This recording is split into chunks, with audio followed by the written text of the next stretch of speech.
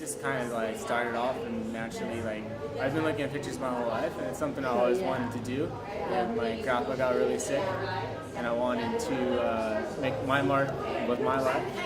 So I decided to tell my job and like, I'm gonna go back to school, I can help you out, but I'm gonna go with my passion of photography.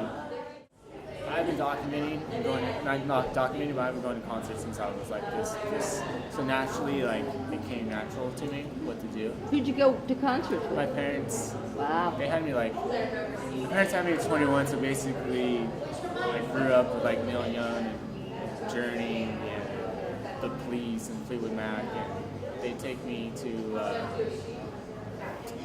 just like the B-52s and Go-Go's and like all this crazy stuff, and I just grew up Black Sabbath.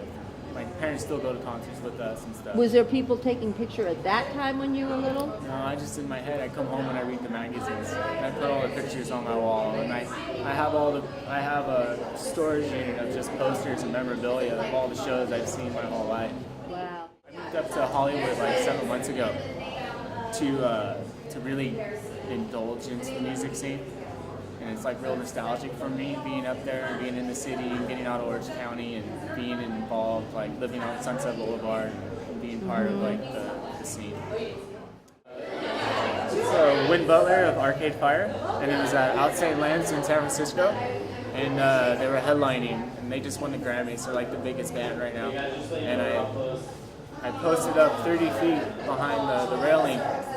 And I stayed for the whole entire set in the middle of the crowd, not like protected by like the crowd.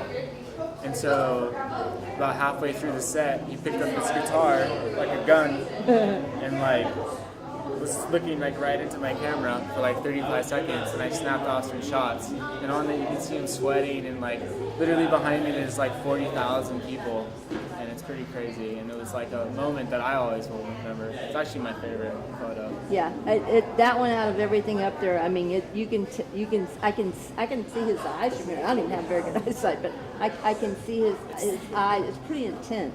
It's pretty awesome. And yeah. I'm like this, and I'm taking a picture, and like the crowd's going crazy, and I'm sweating, but like that's what I did it for. I don't know. I guess I just want to make my mark and to keep going and be successful in photography. You have to be like, I'm going to do this, and this is only it. And I had no other choice but to make this. So when I think of making my mark, if I can like inspire kids to go out and do what I did, and like I snuck my camera into half these shows. Like, I didn't get press passes, but I went anyways. I didn't let anybody tell me like, no, you can't do that. I'll post up in the crowd for like 8 hours with all the people around me, and they'll all help me because they want to be there with you. Mm-hmm. And then I'll give them the pictures, and then they have the memories, and it's more personable, and then like people kind of believe in like who you are like that.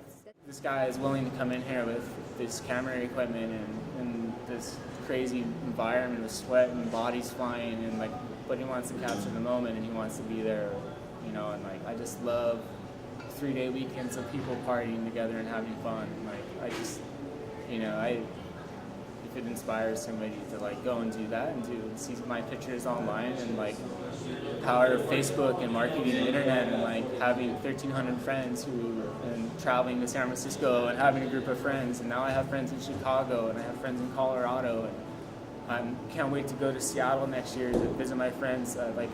Have you made these friends along the way? Yeah. And along the way, I keep building these like new groups of friends, and we travel, and we're all friends, and we can't wait to see each other till like the next year's festival. And in America, basically it's a Memorial Weekend, it's Sasquatch, and then 3 weeks later it's Bonnaroo, and then then the bands go to Europe, and then they come back and they go to Chicago for Lollapalooza, and then there's Coachella, and like it's not going anywhere. It's like everything's like in order of like what it is, and people are saving their money already for next year's festival. It's like a rite of passage. Like, you want to go do these things. Like, this is what the future is, and like it's awesome.